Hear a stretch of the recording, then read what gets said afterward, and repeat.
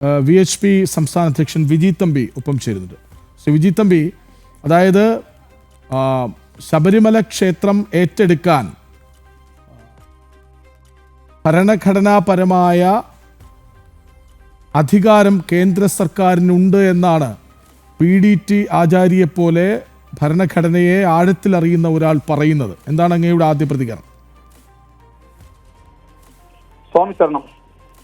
യഥാർത്ഥത്തിൽ പറഞ്ഞാൽ ഇത് കൃത്യമായ ഒരു കാര്യമാണ്. കാരണം ഈ ശബരിമല ക്ഷേത്രം ഉൾപ്പെടെയുള്ള തിരുവിതാംകൂറിലെ ക്ഷേത്രങ്ങളെല്ലാം അന്ന് രാജഭരണം മാറി നമ്മുടെ ജനാധിപത്യ ഭരണത്തിലേക്ക് വന്നപ്പോൾ ആ കാലഘട്ടത്തിൽ കേന്ദ്ര സർക്കാരിനാണ് തിരുവിതാംകൂർ രാജാവ് എഴുതി കൊടുത്തത്. ആ കവനന്റ് എന്ന് പറഞ്ഞാൽ കേന്ദ്ര സർക്കാരിനാണ്. അന്ന് കേരള സർക്കാർ നിലവിൽ വന്നിട്ടില്ല. നിലവിൽ വരുന്നതിന് മുമ്പ് ഈ ക്ഷേത്രങ്ങളെല്ലാം ഏൽപ്പിച്ചത് കേന്ദ്ര സർക്കാരിനെയാണ്.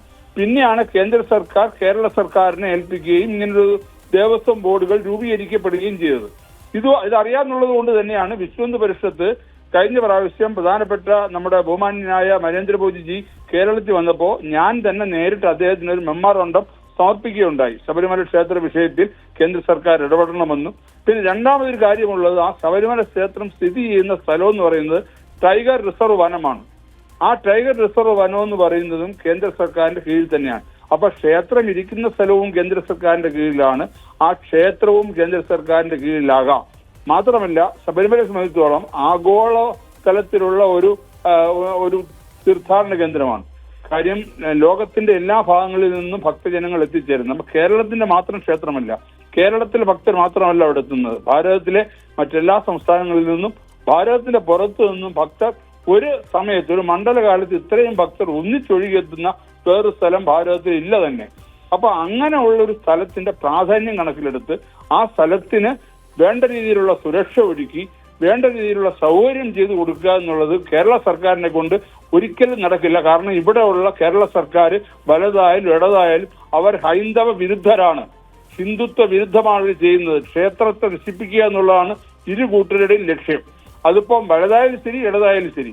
ഇടതാണെങ്കിൽ കുറച്ചുകൂടെ തുറന്നു പറയുന്നു, ഞങ്ങൾ ക്ഷേത്രത്തിനെതിരാണ്, ഞങ്ങൾക്ക് ഈശ്വരീയതയ്ക്ക് എതിരാണ്.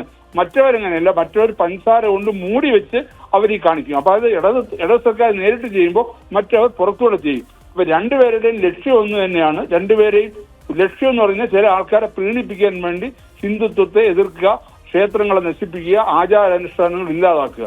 അപ്പൊ ഇതുകൊണ്ട് തന്നെ ഇപ്പോഴത്തെ ഒരു സാഹചര്യത്തിൽ കേന്ദ്ര സർക്കാർ ശബരിമല ഏറ്റെടുത്തു കഴിഞ്ഞാൽ ശബരിമലയുടെ ഇപ്പോഴത്തെ സുരക്ഷിതത്വം ഉറപ്പാകും.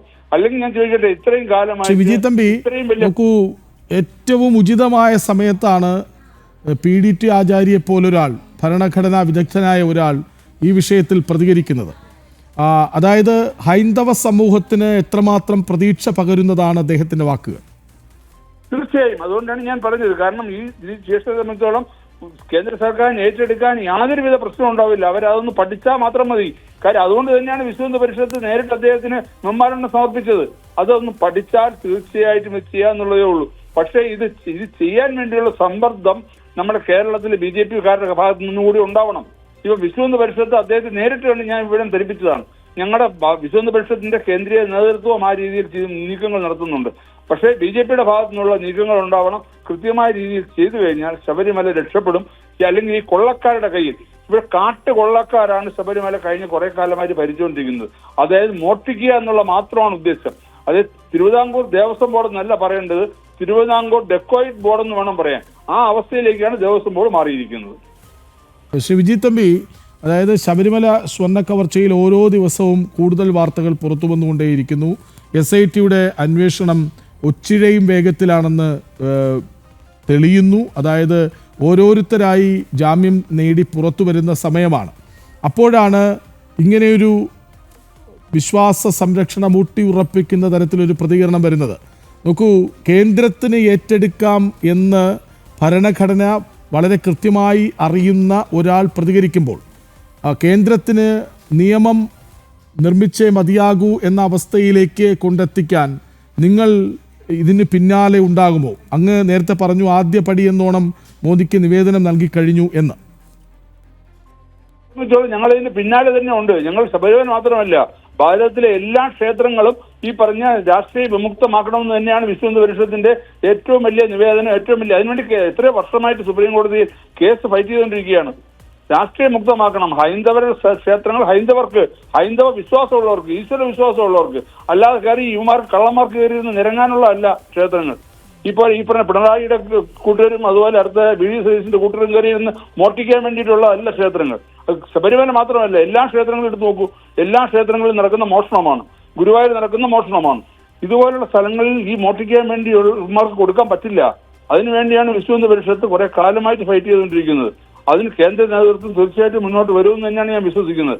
കാര്യം ഇപ്പൊ തന്നെ എസ് ഐ ടി എന്ന് പറഞ്ഞ സ്പെഷ്യൽ ഇൻവെസ്റ്റിഗേഷൻ ടീം എന്ന് പറഞ്ഞ ഒരാളിനെ ഹൈക്കോടതി ചുമതലപ്പെടുത്തി. എന്തായിരുന്നു ആദ്യം ഭയങ്കര കോളിളക്കമായിരുന്നു. ആദ്യമേ ഞങ്ങൾ പറഞ്ഞു, വിശ്വ ഹിന്ദു പരിഷത്ത് ആദ്യമേ പറഞ്ഞു ഇത് ശരിയാവില്ല, കാരണം ഇതിനകത്ത് ഈ പറഞ്ഞ കേരള പോലീസിലുള്ള ആൾക്കാരാണ് കയറുന്നതെങ്കിൽ അവന്മാർ ഇതിനകത്ത് തരിയുടെ കാണിക്കും, അത് ഉറപ്പായിരുന്നു. അതുകൊണ്ടാണ് വിശ്വ ഹിന്ദു പരിഷത്ത് നമ്മൾ ഹൈക്കോടതിയിൽ ഫയൽ ചെയ്തു. CBI അന്വേഷിക്കുന്നത് പറഞ്ഞാൽ ആദ്യം ഹൈക്കോടതിയിൽ ഹർജി ഫയൽ ചെയ്ത് വിശ്വ ഹിന്ദു പരിഷത്താണ്.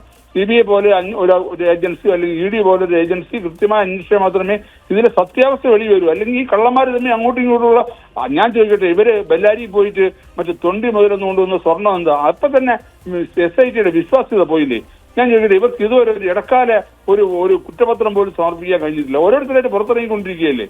അപ്പൊ ഇത് ഒരിക്കലും ഇത് വിശ്വാസം എടുക്കാൻ പറ്റത്തില്ല.